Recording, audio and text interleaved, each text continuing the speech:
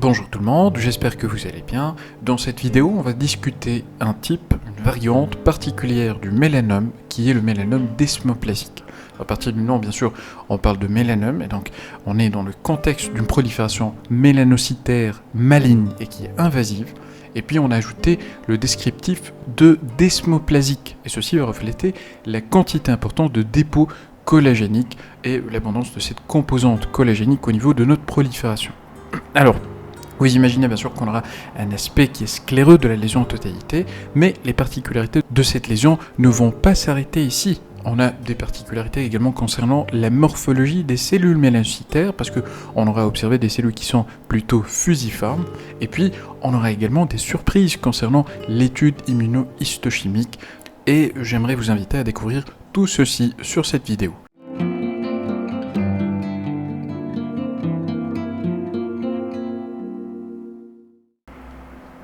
Voilà, donc j'aimerais vous proposer d'observer 3 cas de mélanome desmoplasique concernant l'étude de la morphologie de ce néoplasme. Alors ici, ça va être notre premier cas, avec, comme vous le voyez, des prélèvements de fragments cutanés, et on a sur ce fragment par exemple, notre partie de l'épiderme qui paraît atrophique déjà de façon plus marquée à gauche par rapport au côté droit. On a également notre derme qui est d'aspect cicatriciel. Mais je dis ceci parce qu'on voit très bien la forte composante collagénique ainsi que l'épaisseur. Donc déjà à ce grossissement, on a l'impression qu'on a des faisceaux ou bien des trousseaux de collagène qui sont assez épais. Et ça, c'est une composante importante de notre prolifération. Ce qui doit attirer notre attention également, c'est ces agrégats lymphoïdes. Ça, c'est un élément clé qui doit nous faire penser au mélanome desmoplasique. Alors je vais passer à un plus fort grossissement afin de voir la prolifération, et on voit très bien un caractère qui est hypocellulaire, un caractère qui est fusiforme, des cellules qui sont en train de proliférer. En aucun cas, on allait penser à une nature mélanocytaire des cellules qu'on est en train de voir. On voit des cellules fusiformes qui ne montrent pas vraiment un degré qui est remarquable d'atypie et qui sont en train de se faufiler entre les faisceaux de collagène qui sont présents en abondance. Ceci reflète bien sûr le caractère desmoplasique qui existe déjà sur le nom de l'entité. Alors on va choisir par exemple un foyer à ce niveau. Donc on a des cellules fusiformes montrant essentiellement des noyaux avec un cytoplasme qui n'est pas vraiment visible. On voit également que sur les noyaux, on a une chromatine qui est assez fine, ça veut dire qu'elle ne montre pas d'hyperchromatisme ou bien un caractère qui est irrégulier, granulaire ou d'autres anomalies de cette chromatine. Par contre, en observant mieux les différentes cellules qu'on est en train de voir, on aura à observer de temps en temps des cellules qui sont atypiques, comme par exemple à ce niveau, vous voyez un caractère qui est hyperchromatique de la chromatine, ça veut dire un caractère qui est foncé par rapport par exemple au noyau qu'on voit sur cette cellule à ce niveau. On voit également des contours nucléaires qui sont irréguliers, mais généralement on ne dépassera pas ce degré d'atypie, ça veut dire on a des atypies qui sont au maximum modérées. Dans toute la prolifération, c'est exactement la même chose. Ça veut dire toujours on a une prolifération fusiforme, de temps en temps des cellules qui sont atypiques, des atypies modérées, avec un fond qui est scléreux, un fond qui est fibreux, riche en faisceaux de collagène. Alors sur ce prélèvement, on est bien sûr au milieu de notre fragment cutané, et malheureusement cette prolifération elle a atteint les marges de résection. Regardez par exemple quand je passe au niveau du segment, au niveau de notre limite de résection, on aura également à observer les cellules qu'on avait observées, et avec un degré un peu plus concernant les atypies, on voit très bien des noyaux qui sont hyperchromatiques, avec des contours qui sont irréguliers, et en plus de ça, on a un autre caractère, c'est la présence au niveau cytoplasmique de ces grains qui sont assez fins, et qui ont cette couleur un peu dorée, un peu brunâtre, qui sont tout simplement des grains ou bien des pigments de mélanine. Et ça, c'est un facteur en fait qui va nous faire penser à une différenciation, à une nature mélanocytaire des cellules qu'on est en train d'observer. Donc voilà, ici par exemple, c'est une cellule qui montre des atypies, là aussi la même chose, là aussi la même chose. Par contre, cette cellule à ce niveau, elle ne montre pas d'atypie. Et puis, vous voyez très bien qu'on a atteint la limite de résection, donc c'est une limite qui est tumorale. Alors, au niveau de cette lésion, c'est une lésion mélanocytaire, donc on doit avoir des signes d'une exposition solaire. Alors si c'est assez caché, et en cherchant bien, on pourra tomber sur des zones là où on a une modification de la couleur des faisceaux de collagène, par exemple à ce niveau, regardez, et à la différence des faisceaux normalement qui doivent avoir une teinte qui est éosinophile, on a ces faisceaux comme ceci qui ont cette teinte qui est un peu mauve, qui est un peu violet, et ça reflète en fait les dégâts qui sont engendrés par l'exposition aux rayons ultraviolets. Voilà.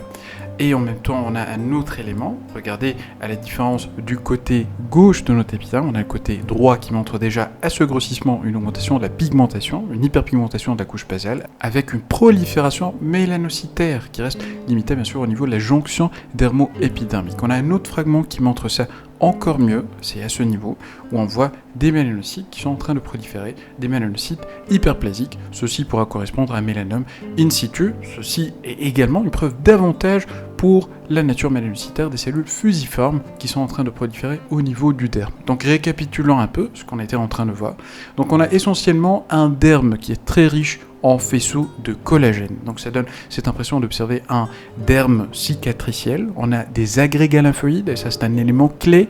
On a des lésions d'hyperplasie mélanocytaire avec des lésions d'élastosolaire, et on a une prolifération fusiforme.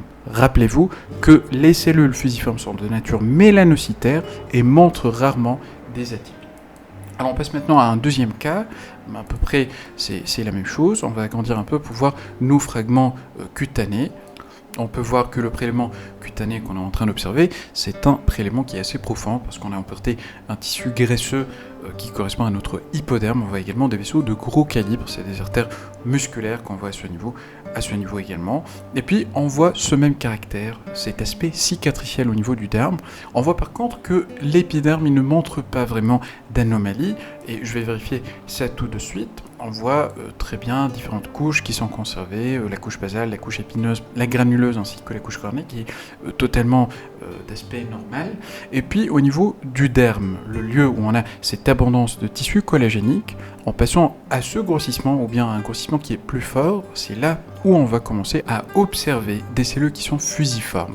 Donc on a là aussi, comme pour l'ancien exemple, des cellules qui montrent rarement d'atypie, avec un aspect qui est fibroblastique, alors qu'on a d'autres cellules qui sont un peu atypiques, des atypies qui sont modérées, avec un caractère hyperchromatique concernant la chromatine, et puis des contours nucléaires qui sont irréguliers. Le cytoplasme, il est très mal visible, et puis on voit très bien que c'est une prolifération qui est diffuse, elle est fortement infiltrante, et on voit qu'elle occupe presque la totalité de notre derme, avec également un passage de ces mêmes cellules, les cellules fusiformes, qui montrent parfois ce caractère hyperchromatique vers la partie de notre hypoderme. Alors pour ce cas, on a fait une étude immunohistochimique. Et là, je vais vous parler d'une autre particularité de ce mélanome desmoplasique, c'est la non-expression d'une grande partie des marqueurs mélanocytaires. Alors je vous montre un premier marqueur qui est l'anticorps anti-Soxtis. Alors comme on le sait, le Soxtis c'est un marqueur qui va être révélé par un marquage qui est nucléaire et qu'on trouve déjà sur les mélanocytes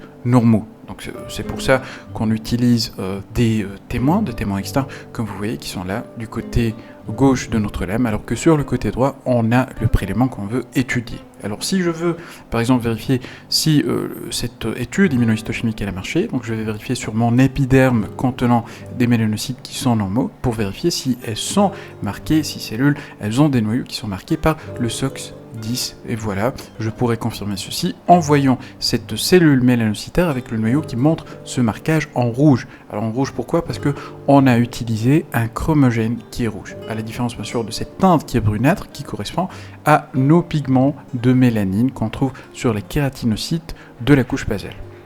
Voilà, alors je peux faire la même chose en fait sur notre même prélèvement qu'on va étudier, parce que rappelez-vous, on avait dit que l'épiderme était totalement normal, et donc quand je vais passer à un plus fort grossissement au niveau de l'épiderme, je vais chercher au niveau de la couche basale des mélanocytes et vérifier que leurs noyaux sont marqués en rouge, parce qu'on a utilisé le chromogène rouge de la même façon par rapport bien sûr aux mélanocytes qu'on avait observé sur le fragment du témoin externe, et puis regarder les différents noyaux de la prolifération. On voit très bien ce fond collagénique qui est dense, et puis on a des noyaux qui sont fusiformes, des noyaux qui sont allongés, qui sont marqués, qui montrent une expression du SOX10. Donc c'est une différenciation mélanocytaire, c'est des mélanocytes qui sont en train de proliférer en fait au sein de ce derme qui est d'allure cicatricielle. Alors je passe maintenant à un deuxième marqueur qui est la protéine S100.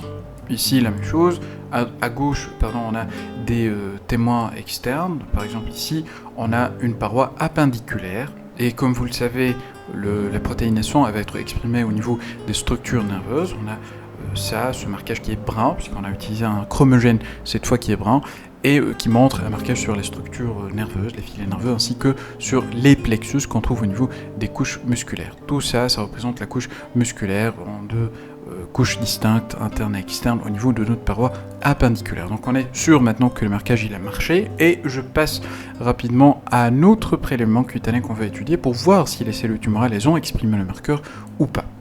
Et là, je pourrais faire une double vérification en regardant la partie de l'épiderme, en voyant si on a une expression, et pour rappel, le S1 il est considéré comme positif si on a un marquage à la fois nucléaire et cytoplasmique, et on voit sur l'épiderme normal de notre prélèvement pathologique qu'on a une expression à la fois sur les mélanocytes, qu'on trouve au niveau de la couche basale, c'est des mélanocytes qui sont normaux, et aussi sur des cellules qu'on peut voir sur la couche épineuse, qui vont correspondre à nos cellules de Langerhans.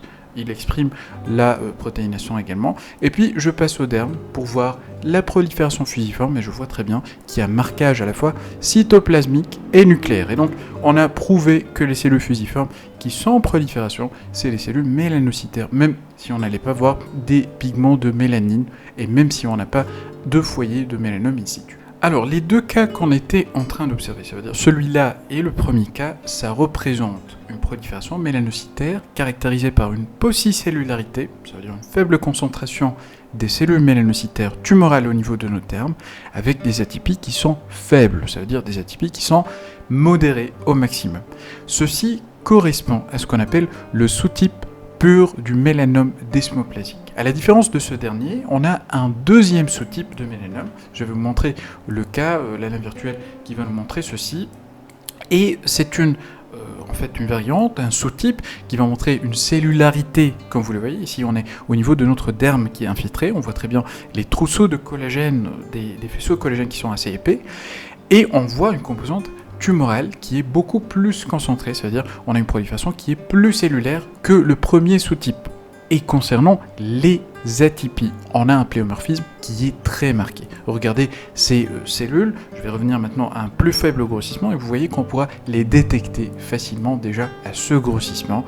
On voit très bien que c'est des noyaux qui sont monstrueux, c'est des noyaux hyperchromatiques, des contours qui sont franchement irréguliers, et puis on a souvent la création de ces inclusions nucléaires, qu'on trouve par exemple ici au niveau de ce noyau, qu'on pourrait trouver ici avec un volume beaucoup plus important que celui qu'on a observé sur ce noyau ici. Donc vous voyez des atypies plus marquées, un pléomorphisme carrément. On parle de pléomorphisme quand on a une différence concernant les tailles des noyaux qui va dépasser 3 fois, ça veut dire si je compare par exemple la taille de ce noyau avec un noyau de plus petite taille, notamment celui-là, je vais noter que la taille de ce gros noyau, elle dépasse 3 fois la taille de ce petit noyau, et donc on est dans le contexte d'un pléomorphisme. Donc pléomorphisme, on a également la cellularité qui est beaucoup plus élevée, et on a également des atypies qui sont marquées. Ceci va nous permettre de définir ce qu'on appelle le sous-type combiné, ou bien le sous-type composé du mélanome desmoplasique. Donc voilà, c'était le deuxième sous-type, avec à ce niveau une prolifération mélanocytaire qu'on trouve au niveau de la jonction dermo-épidermique qui correspond à un mélanome in situ qui est associé. Voilà, donc je termine avec les liens virtuels et je passe rapidement à une récapitulation. Comme ce qu'on a vu, le mélanome desmoplasique, c'est un mélanome avec plusieurs caractéristiques, plusieurs particularités. Je vous mets en description les liens pour les liens virtuels. C'est un mélanome invasif, ressemblant à une cicatrice. Et ceci est vrai déjà à l'observation lors du faible grossissement. Cliniquement, ça donne un nodule ou bien une macule qui est de consistance ferme, ça veut dire un peu entre dur et mou. La couleur, elle peut être ocre, rose ou bien sans modification de la couleur normale de la peau de notre patient. Ça touche le sujet âgé, avec une exposition chronique au soleil. C'est pour ça qu'on doit identifier des lésions d'élastose solaire.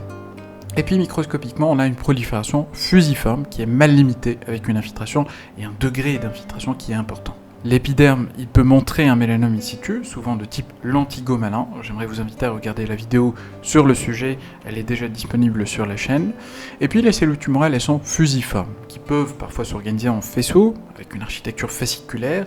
La densité cellulaire et les atypies sont variables, ça dépend en fait du sous-type. Lorsqu'on parle d'un sous-type qui est pur, on parle d'une basse cellularité, d'atypies qui sont discrètes ou modérées au maximum, un hyperchromatisme, des contours irréguliers, un pléomorphisme qui est minime et peu de mitose. Le sous-type composé par contre, il est caractérisé par une cellularité qui est élevée, des noyaux vésiculaires, ainsi que des nucléoles qui sont proéminents.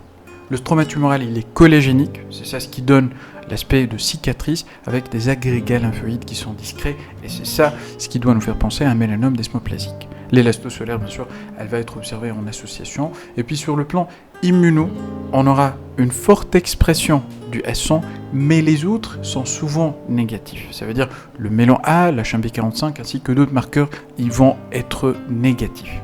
Le SOX6, il est exprimé comme on l'a vu déjà sur le deuxième exemple. Et puis voilà les points clés concernant ce mélanome desmoplasique. Toujours pensez à ça lorsqu'on a une lésion qui rappelle l'aspect de cicatrice, des agrégats lymphoïdes également. Vérifiez la jonction dermo-épidermique si on n'a pas de mélanome in situ. Et puis rappelez-vous que sur le plan immuno, on a une expression du S100 et du SOX10 sans expression d'autres marqueurs qui vont être négatifs, bien sûr, le mélan A par exemple, et le fait que ça soit négatif ne doit pas éliminer un mélanome, c'est normal parce que cette variante n'exprime pas de mélan A. Voilà, comme ça on arrive à la fin de cette vidéo, j'espère que ça a été utile et on se dit à très bientôt.